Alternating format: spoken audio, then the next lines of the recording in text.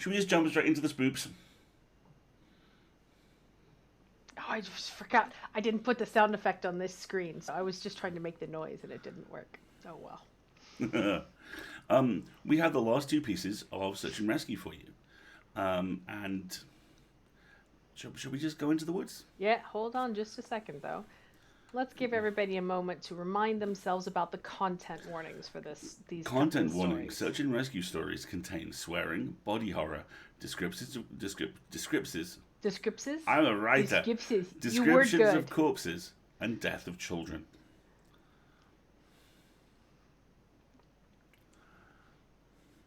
And it is. These are very good, but these are very, very intense stories, which is why we have some brain sorbet for you after these are done.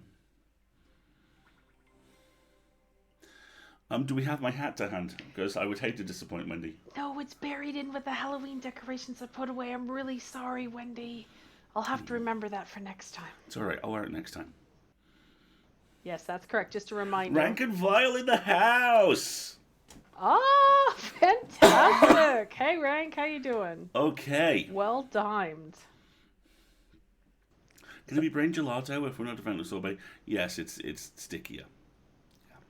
All right, and on Anyway. that note, For those of you who haven't done these before, in addition to the content warning, Search and Rescue is a loose constellation of stories written by an author called Kerry Hammond. They all concern the breakdown of reality and the predatory things that exist in that broken down reality in American national parks. And I'll focus in particular on the local search and rescue specialists and the culture of denial and it's very heavily implied constructed culture of denial, which has stopped them talking about just what is going on. We've done these on and off for a year. They are incredible stories, frankly. They're horrifying, deeply unsettling, and the kind of awful thing about it is that they were adapted for season 3 of the very good and much missed Crispy Pasta, crispy pasta. Creepypasta TV show, Channel Zero. But unfortunately, that meant the copyright has now been sold, which means the novel that Hammond was assembling, for the time being at least, nothing can be done with.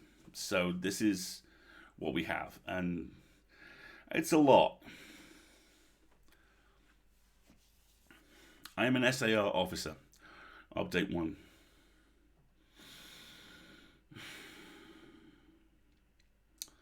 Been a while, hasn't it? I know everyone says it, but time has this really strange way of flowing when you are an adult. I guess I'm at that age where I'm in between being a kid and getting old. Or maybe that's your entire life. In between things. It's summer now, which means we're dealing with a massive influx of people in the parks. We are an incredibly popular camping destination because of our large amount of campsites in various scenic areas, and in the summer season, those camps are almost always operating at almost to full capacity at any given time. Now, we're well staffed, and all of us know what to look for, what to expect. We have teams standing by in the event of any kind of emergency, and even so, people still manage to slip away. In response to a couple of other incidents at the same site, we installed a camper near the entrance, and a ranger stays up there every night. We rotate, so everyone spends one night a week there. I chose Wednesdays, as those tend to be pretty low-key, with only our long-term guys around. This particular day had been humid, like the inside of a locked car. All of us were honestly pretty miserable, but the camper had a small AC unit, and the campers and I took turns sitting in it until the sun went down. We all bedded down, and I had the AC turned up as high as it would go, and now this thing is loud. So I had earplugs in. The camper is tiny, but comfortable, and I fell asleep pretty quickly. I woke up in total silence, and it took me a full minute to realize that was the problem. The AC had stopped. There was absolutely no sound outside. I sat up, and the sheets didn't make any noise. I clapped. Nothing. I yelled.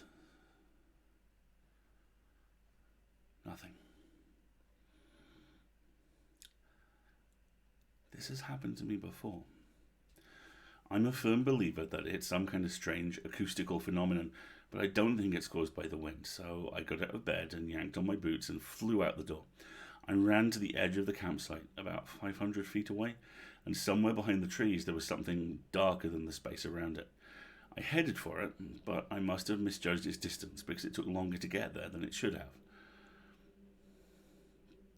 They'd split a tree in half. I'd seen lightning do that a few times, but not this cleanly. This cut was surgical. The bushes underneath it had been crushed. I could faintly make out the shape of something furry, a raccoon, I suspected. The intestines bursting out of its eye sockets were already attracting flies.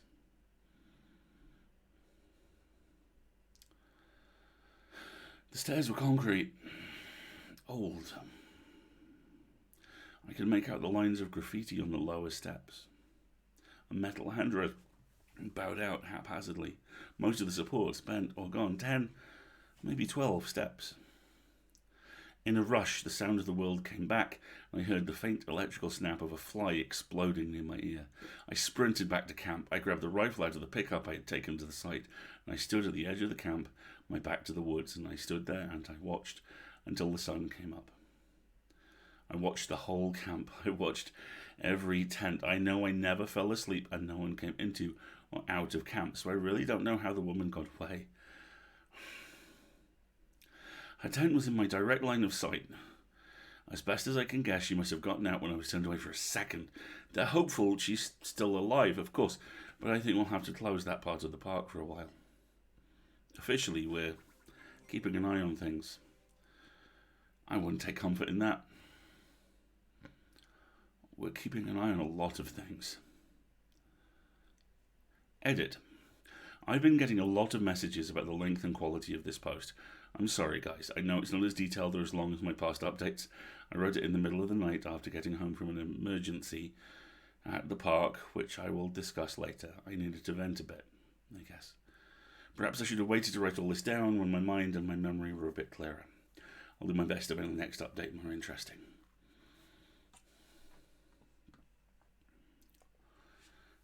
And now it is time for significant tea, which is too hot.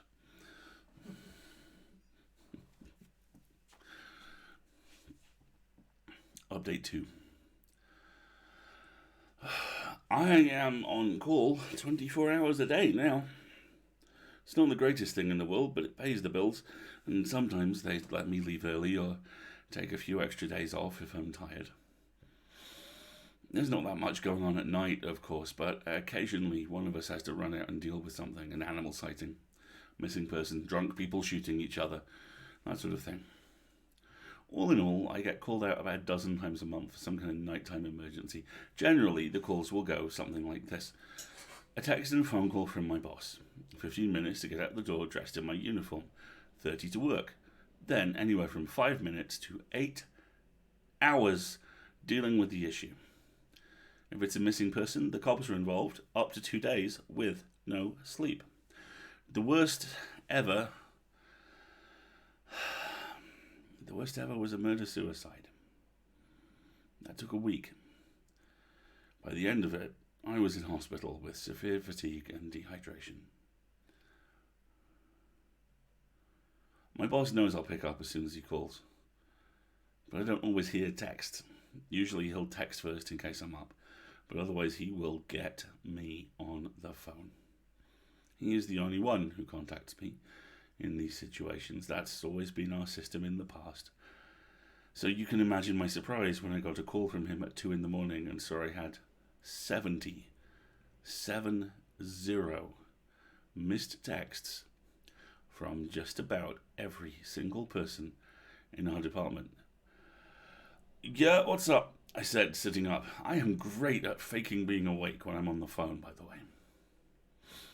Fleetwood Trail, South Entrance is bad. Don't worry about your clothes, just get here. He was breathing heavy and he didn't wait for me to finish my greeting. What's up? I was concerned now.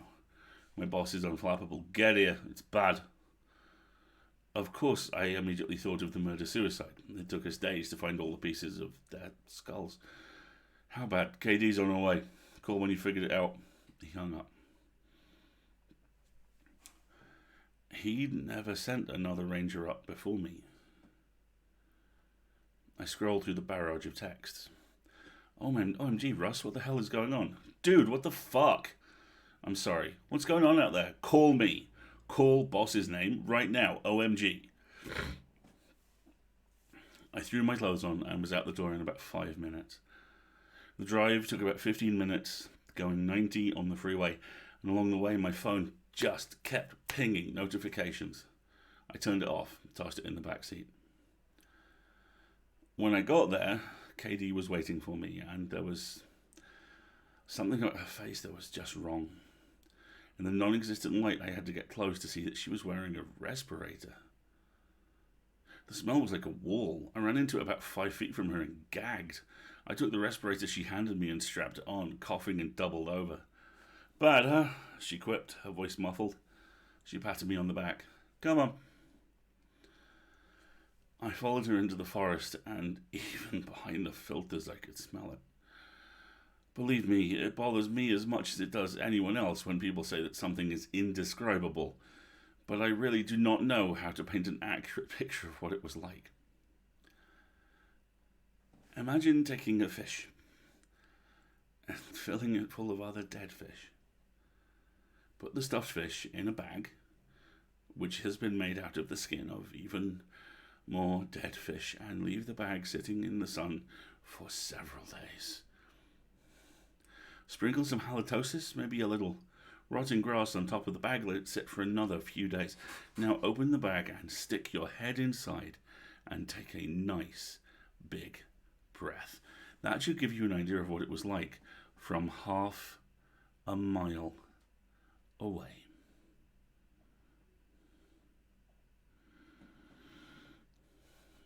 It was hard to be heard through the respirators, so we didn't talk much while we walked. Neither of us really wanted our mouths open anyway, truth be told. I kept thinking about how smells are composed of particulate, and a few times I had to stop and lift the respirator up to spit and to dry heave. Katie slapped me on the back, almost knocking me off balance and sending my spit flying. Gross, huh? She said, half shouting. Don't worry, it's only worse from here. I gave her a... and we kept going. She'd taken the van with our on-site equipment inside, and she'd been there long enough to have carted a couple of portable spotlights to the scene. As we crested a hill, I could see them shining on something. Something huge. The top of the thing crested out of the trees in places. This just huge grey behemoth. I showed her a look, but she just grinned and waved me ahead. The smell was thick enough now to almost be visible, and something crunched under my feet. The bird I'd crushed was still alive, and it raised one wing weakly, and I crushed its skull and moved on. But there were others. They remained where they'd fallen, their sides heaving, and an occasional wing raised and dropped.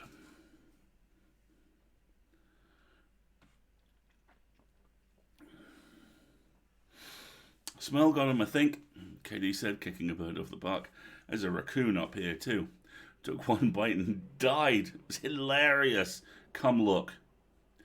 I stepped around the birds, and the light filtered through the trees, shining on their little oil drop eyes. We're getting a buffer report. I'm not quite sure what's causing it. Yeah, I got a red light here, too. Folks, we're going to pause for just a second and see if... We get to do the stinky bird bit again. Oh, gosh. Oh, we're back up on green. Cool. Okay, there we go, folks. We're going to back up just a little bit. Smell got him, I think, KD said, kicking a bird off the path. There's a raccoon up here, too. Took one bite and died. It's hilarious. Come and look. I stepped around the birds, and the light filtered through the trees, shining on their little oil drop eyes. The path straightened up, and I could see that the hulking fucking thing, whatever it was, had fallen right across it about 300 yards ahead. I broke into a jog, and Katie kept pace. I went as close as I could until the smell was just too much, and then I just stood while Katie kept going. She kicked the thing, spread her arms out, taking it all in. The way she'd illuminated it, only parts were really visible. It rose up an impenetrable wall and disappeared into the tops of the trees. The sporadic yet careful lighting gave it an almost reverent quality, like an artifact on display, and either way I looked, it stretched into the dark. Katie walked the length of it to my right until I could barely make her out. I craned my head up and could just see the edge where it curved and dipped back down. I forced myself closer to the rubbery surface of the thing. It was greyish, darker in the light, and the surface was scarred and stippled with white marks. Katie came down and walked to the left. "Come here," she called. I followed, my eyes never leaving the corpse. We walked. Kept walking. My hand sometimes brushed the thing, and up ahead now I could see something sticking out of the side of the wall. Know what it is now? I could hear that she was grinning, enjoying the mystery. It was some kind of thick flap. Huge, bigger than both of us combined. One side was attached to the thing. It hung to the ground where it rested in the dirt. At the place where the flap joined the wall, there were strange protrusions. Ignoring the smell now, I looked closer. There were many of them, in various sizes, small, grainy craters. And that's when the pieces fit together, and I backed off, stumbling over myself and almost falling into the dirt. Katie lifted the pectoral flipper with great effort. Imagine how strong they have to be to move these things. Oh, man. Wish it still had its tail. I ran forward and kept going until above my head I could see something reflecting the light, just barely. Something liquid and glassy, just beginning to fog with bacteria and decay. The mouth was slightly open. The algae in the baleen was beginning to rot. Suddenly there was a loud wheezing exhale and the thing moved just slightly. The mouth opened, showing more of the slimy, putrid baleen. From somewhere far down on the other end there was a creak and a thud I felt, rather than heard. Holy shit, Katie whispered. I thought it died an hour ago. You feel that? Still trying. The milky eye moved to look at me, and there was another, weaker exhale. And as we stared at each other, the whale opened its mouth a little more, closed it, and died. The light left the blind eye, and the entire corpse sagged. And it let off even more of that horrific stench, and Katie was still talking. It's another of those clean cuts, right through the whole back of it. If you go around the other side, it's missing that fin and a big slice of its skin, but the tail is totally gone. I couldn't break away. Couldn't stop looking into the cataract that was forming. All the bacteria now free to multiply and turn everything to liquid. Through the baleen, I could just make out the bulk of the tongue, and it was already losing colour, already being eaten from the inside. And then I ran as far as I could before I doubled over and I vomited. Katie came over and patted my back. When it was over, I wiped my mouth and put the respirator back on. Now I went back to the corpse and began walking the length of it, shutting off every light. I couldn't stand to see it lit so beautifully. I honestly don't even know who to call, said Katie. Down at the other end, I could see the clean slice where the tail had been taken off. No boat propeller would have done that, but that was no surprise. I knew what had. I wondered how big they had been, down there in the deepest dark where only whales could go. You see, it answered a theory I had for some time. The stairs were impartial. Deep down in my gut, there was a glassy, obsidian panic that was so familiar now as to be unnoticeable, except when more weight was added, and suddenly, more than anything, I wanted to be home in the dark. So I told KD who to call, what to do, so that I could hand her my respirator and begin the walk back to my truck. Never once looking back at the corpse cresting the trees, the top of it growing its own forest of dark birds, feasting.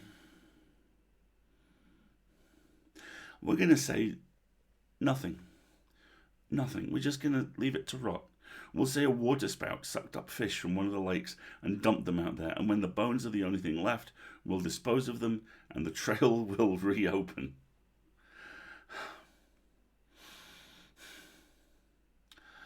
I drove back home and went to bed.